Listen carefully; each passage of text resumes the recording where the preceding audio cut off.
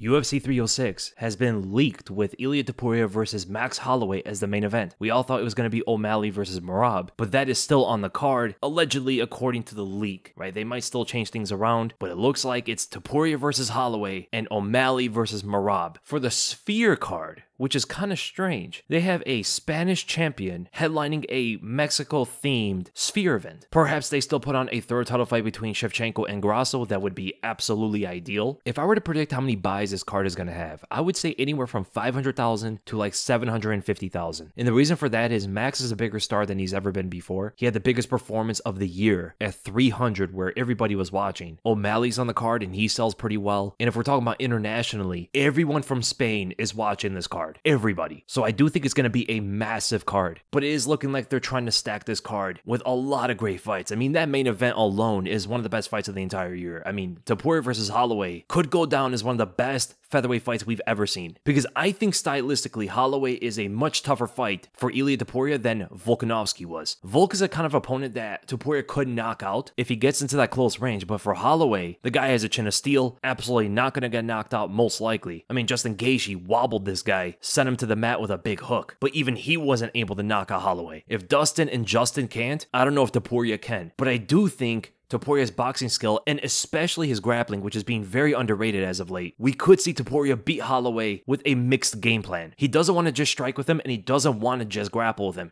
Topuria has to mix it up, because if you're just doing one thing, Max Holloway is going to get to you. He's going to stuff your takedowns because it get a lot more obvious, and he really just has to focus on that. But if you're just boxing with him, he can beat Topuria from further range. Max has great kicks, an excellent jab, really good combinations. He's sitting on his punches a lot more, making his punches a lot more powerful, and he could catch Ilia Topuria and knock him out. Topuria has a similar kind of weakness to Volkanovski, and that is a well-timed high kick. There are times where Topuria is dropping that right hand when he's throwing his left. He likes to lean forward and get really low, which is going to open up kicks and knees for Holloway. The uppercut could potentially be there as well. And this is why I'm saying that Topuria has to mix it up on him, because he doesn't want to be obvious with anything he does. Even though his boxing is absolutely top tier, Max game plans for his opponents so well, and he'll switch up on opponents where they don't even know what to do to him anymore. For an example, when Max fought Volkanovski, from the first fight to the second fight, he had a different approach to Volk. That is why Volk has such a hard time in their rematch compared to the first fight. Holloway did so much better staying in southpaw against Volk, and he was able to outstrike him eventually. And what did you see for the first 3 rounds of that fight in their first one? Volk only attempted 1 takedown. He was striking with Max Holloway. It was a competitive one,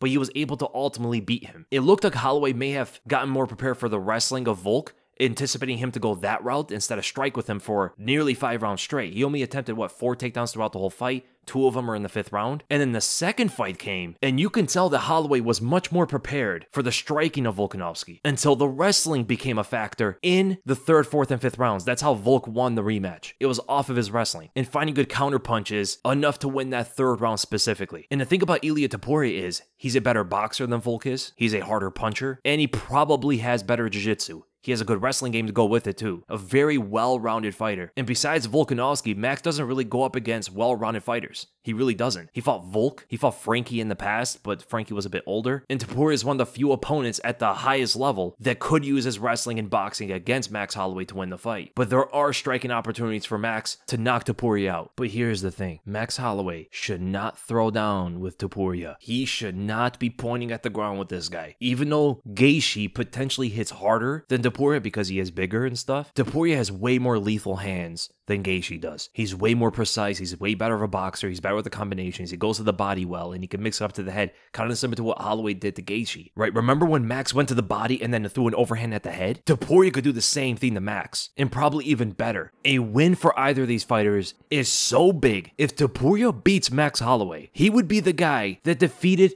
the 2 featherweight giants. Everybody thought that it was Volk and Holloway as the best featherweights in the world, and Topuria came up there and beat both of them. He would have 2 of the biggest wins in UFC history against some of the most skilled fighters we've ever seen. And his star power would explode. They would have to go to Spain after. Fans would be outside the arena trying to get in. That's how packed that arena is going to be. Now, for Holloway, if Holloway beats Topuria, we're going to have to talk soon again about where Holloway fits in as the greatest featherweight of all time. I don't think he's number 1, but he would have done 2 things that Volkanovski did not pull off. A big lightweight win, going up to that weight class, and defeat Topuria. Now, Volk would have those 3 wins over Max Holloway, which are always going to be the main reason Volk is greater than Holloway, but if Holloway continues after beating Topuria and becomes a featherweight champion yet again, I mean, they're gonna have to probably spin back that rematch again. Holloway versus Volk 4. And I would think if they fought each other again, Holloway would beat him. I think if Volk fights Holloway now, or next year or whatever, Holloway would beat Volkanovski. And that's merely because I don't think Volk is the same fighter after getting knocked out twice like that. From the Topuria and Islam fights, going into a Holloway 4th fight, I just don't see him beating Max. And you know what a lot of fans will say after that? It's actually 2-2 because Holloway won the second fight. A lot of people still think that Holloway won the second. But then it would start bringing up questions as to who is really the second greatest featherweight of all time. Is it Volk or is it Holloway? But I would have to say at that point, Holloway would have defeated the strongest competition in the featherweight division's entire history. Imagine being prime Aldo, prime Topuria, and eventually getting that get back against Volk. Even though he's not in his prime, most likely. We don't know that 100%, but it is logical to think so. An older guy, mid-30s, coming off 2 big knockout losses. It's understandable to think that Volk is probably not at his best anymore, but man, what a legacy that would be for Max Holloway. And that is why it's such an anticipated fight for me.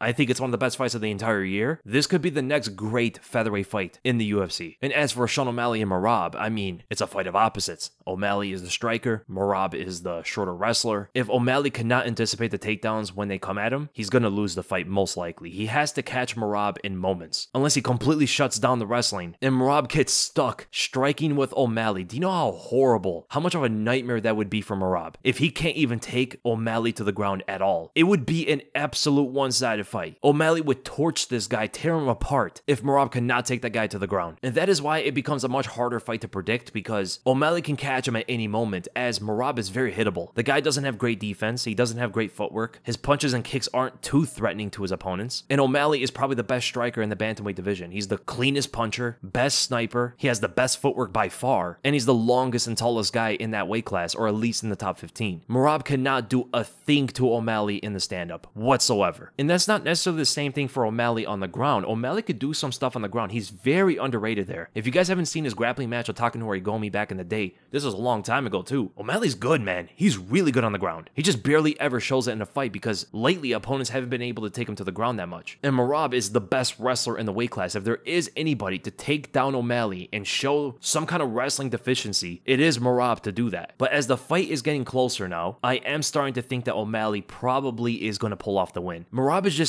way too sloppy in the stand-up and way too hittable. And he's not necessarily like a Khabib, because Khabib looked like a bit sloppy and off balance at times, but he was so fast to react to punches, move his head away from them, and he had an iron chin. Merab does not have an iron chin. Merab has gotten rocked and almost knocked out in fights before. I mean, Marlon Moraes almost sent that guy packing. So the more I think about the fight, the more I do see O'Malley sniping him and getting a big knockout, potentially like a knockout of the year. So that Sphere card is absolutely gonna be insane, man. If you got Topuria, Holloway, O'Malley, Merab, and then other good fights to go with it probably won't be as good as 300, but it's probably going to be second place to it. Then again, 299 was good, 298 was pretty good, 297 wasn't bad. I do think that 306 is probably going to be the second best pay-per-view card of the year until what we see happens in November and December, because they usually stack those cards with Madison Square Garden, or they go back to Abu Dhabi for some big Makhachev fight, and there's rumors about Conor fighting in December. So, but then again, Conor pay-per-views are not necessarily always stacked, so I do think that 306 is probably going to be the second best pay-per-view card of the year.